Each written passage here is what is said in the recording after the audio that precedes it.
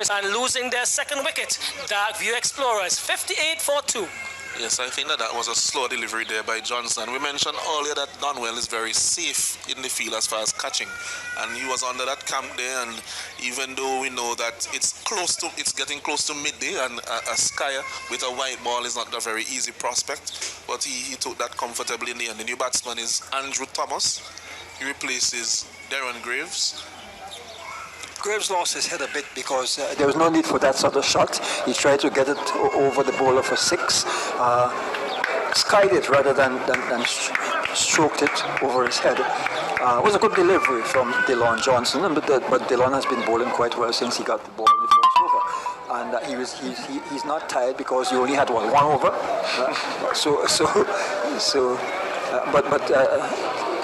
Graves lost his head in that game, and I was just saying that these two need to settle down, those two need to settle down and keep things going.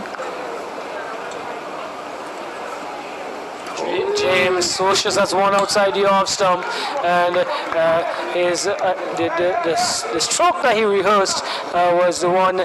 Normally, the one that we rehearse is the one we should have played initially. Yes, he really should have been aiming for mid-off or extra cover that width. Or maybe even square it through the offside rather than over long on.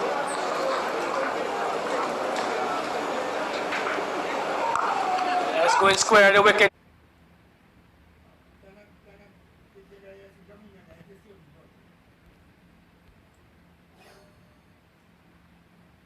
This is going to take some catching. This not going to be caught. That's a lovely stroke. Point through the point area for 4. Orthodox cricket shot, bringing value here again, Mikey. Yes, that's why I said a while ago that both James and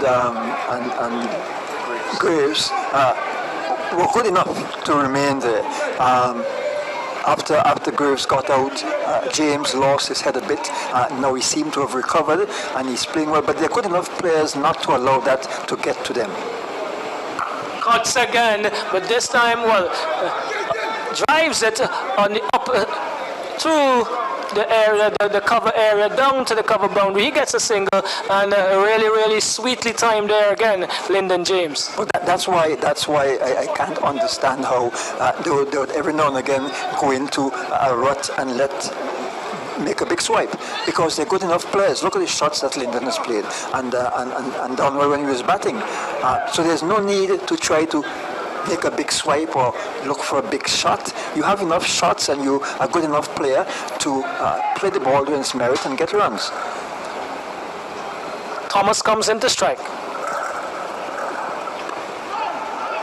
Plays that through the backward of point area again. He gets a single, rotating the strike here. There's no run. No run, Well, I thought they had that crossed. Should have been a single, but I think right. James lost his concentration. Well, I went with James there in that case. It's one delivery remaining, 63 for 2.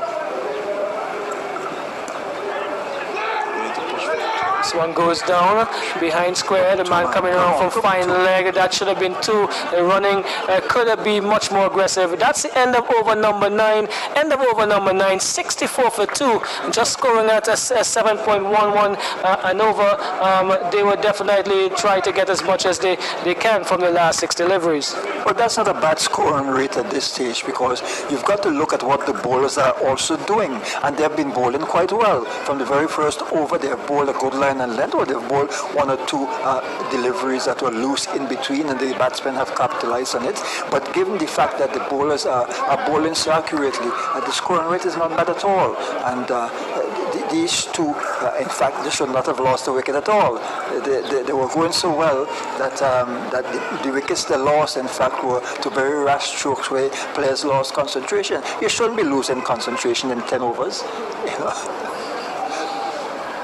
Well, Straw, who's been excellent at the depth, he's going to bowl the last over again. He's in conversation with Sunil Ambrose as they make the final adjustments to the field prior to him getting into this last over. 64 for 2, and 6 deliveries remaining in the batting innings of the Dark View Explorers team. Now these three should be very familiar with each other. The two batsmen and Straw. Straw is from Park Hill, Lyndon from South Rivers, Thomas from Connery. And I'm sure that they have played a lot of cricket together and against each other. So let's see how it goes. Thomas is getting the outside edge down to the man at third man on the third man boundary. He gets a single. Another feature of cricket in St. Vincent and the Grenadines is that most of the players now are from rural St. Vincent. That never happened long ago. In fact, cricket long ago, when I just started to play, was concentrated around Kingstown. You had Victoria Park, you had the grammar school playing field, there was the Richmond Hill playing field, where the library is now, the new public library, and that used to be a playing field just next to the cotton ginnery, and that's where the national championships concentrated. Now you have cricket being played in Sandy Bay, you have cricket being played in Cumberland, and I'm talking about, it isn't that cricket wasn't played in those areas before, but they didn't have the kind of facilities they have now, and well, Lyndon James lashes on to a bad delivery on the pads, and we didn't have a six from him before. We do have one now. That's a sunset smasher. A sunset smasher. They move on to 71 for 2. Lyndon James trying to make as much as he can in this last over. So it is good that cricket has now broadened out to the entire St. Vincent and the Grenadines, at Park Hill, at London.